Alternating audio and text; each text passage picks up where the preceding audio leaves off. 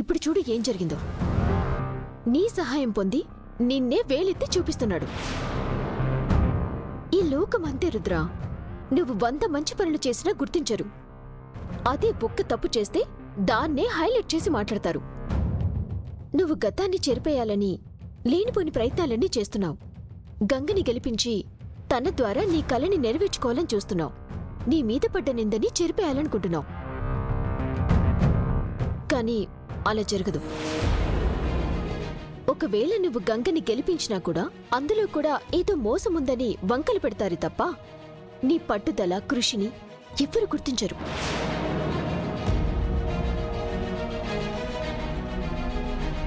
నిన్ను వీళ్ళంతా ఎప్పుడూ ఒక లూజర్గానే చూస్తారు రుద్రా. నువ్వేం చేసినా అది మారదు. అందుకే నిన్ను నువ్వు నిరూపించుకునే ప్రయత్నాలు మానుకో. నీ ఇష్టం వచ్చినట్టు బతకటం నేర్చుకో. ఎవరి దృష్టిలోనూ మంచివాడిగా బతకాలని అనుకోకు. ఎవ్వర్నీ లెక్క చేయకు. ఎందుకంటే వీళ్ళంతా నిన్నొక చీటర్గానో చేతకాని వాడిగానో చూస్తారు. అంతే తప్ప నీ మంచితనాన్ని చూడరు కదా. ఇప్పటికైనా అర్థం చేసుకో.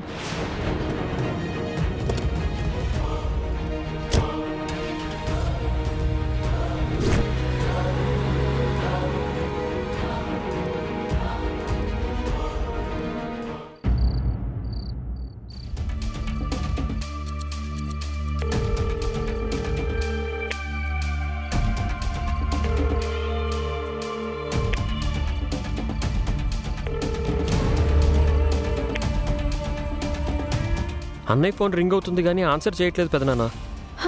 పెద్దోరు, నాకెందుకో కంగారుగా ఉంది. ఈ కంగారు అబద్ధాలు చెప్పి నాటకాలు ఆడించే ముందుండాలి. శకుంతల, సమయం సందర్భం చూడకుండా ఎప్పుడు గంగనెందుకు ఆడిపోసుకుంటావు? మీరు నన్ను కోప్పడుతున్నారేంటి? నిజం చెప్పిన వాళ్ళని నిలదీయమని గొడవకు పంపినప్పుడు లేని భయం ఇప్పుడెందుకు? అమ్మగారు, మీరు అపార్థం చేసుకుంటున్నారు. నిజంగా వాళ్ళని డబ్బులిచ్చి పిలిపించలేదు. రుద్ర సార్ వాళ్ళకి ఎప్పటి నుంచో సహాయం చేస్తున్నారు. అది నిజం.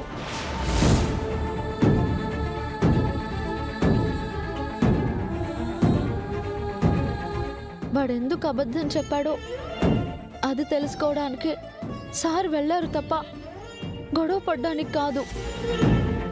రుద్రబావ ఆవేశం గురించి తెలిసి కూడా ఎందుకు పంపించావు గంగా? అక్కడ ఏం గొడవ జరిగిందో, వాళ్ళు బావని ఏం చేశారు? ఆడవాళ్ళకి మరీ ఇంత పంతం పనికిరాదు. తప్పు చేసినప్పుడు తగ్గాలి. Hey, everybody why discussing?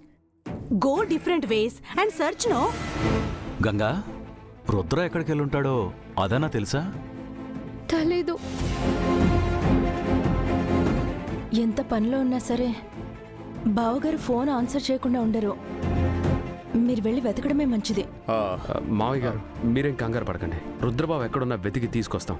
సూర్య, పదండి.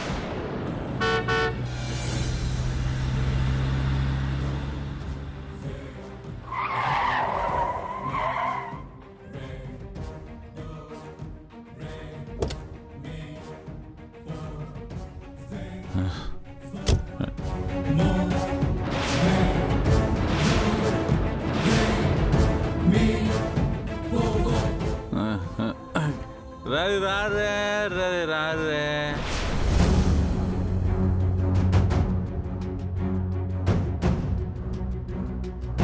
ఓ మై గాడ్, బావగారు మందు తాగొచ్చారా?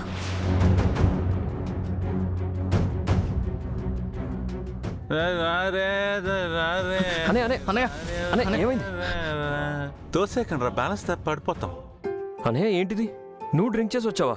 అరే, అప్పుడప్పుడు స్ట్రెస్ రిలీఫ్ కోసం అని చెప్పి ఇంట్లో నువ్వు మందేస్తావు కదరా, నేను తిడతాను కదా. ఐఎమ్ సారీ రా. ఈ రోజు నాకు జరిగిన అవమానానికి, నాకున్న స్ట్రెస్కి బయట మందేసి వచ్చాను రా.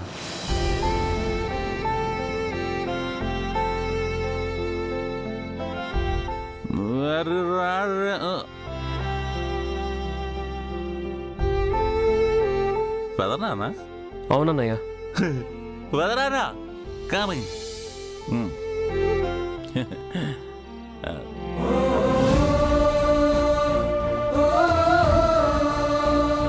ఐఎమ్ సారీ పెదనాన్న.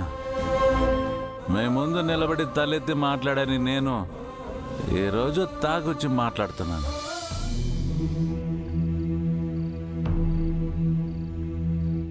ఎందుకంటే నా గుండెల్లో బాధ అటువంటిది. ఈ బాధను మర్చిపోదాం అనుకున్న ప్రతిసారి ఎవరో ఒకరు వచ్చి గుర్తు చేస్తూనే ఉన్నారు.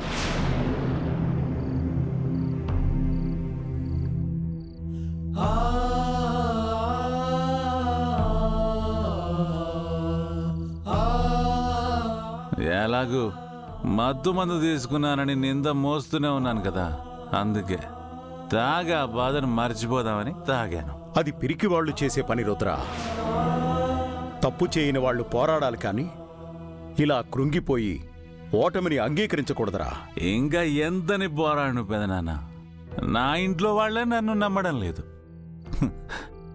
ఇక ప్రపంచంతో ఎంతని పోరాడమంటారు?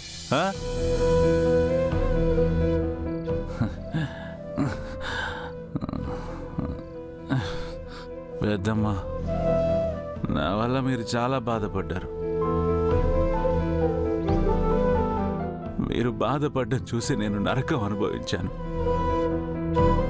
నాతో మీరు ఇదివరకులాగా ప్రేమగా లేకపోయినా మీరందరితో కలిసి నవ్వుతూ ఉండడం చూసి నేను సంతోషంగా ఉన్నాను. నేనెప్పుడు మీకు అబద్ధాలు చెప్పను, మోసం చేయను.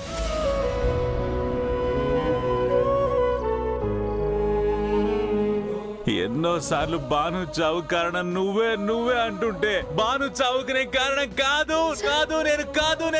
అని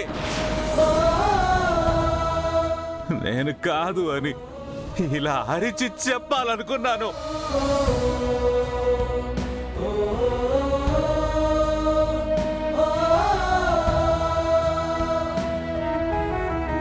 కానీ ఆధారాలు లేవే.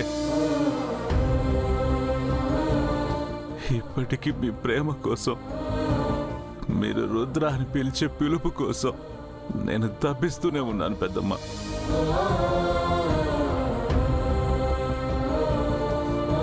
ప్రపంచం అంతా కలిసి నేను తప్పు చేశానని నిందించిన బాధపడేవాడిని కాదు. కానీ మీరు ఆ నిందని నమ్ముతున్నారే, అది నేను తట్టుకోలేకపోతున్నాను పెద్దమ్మ.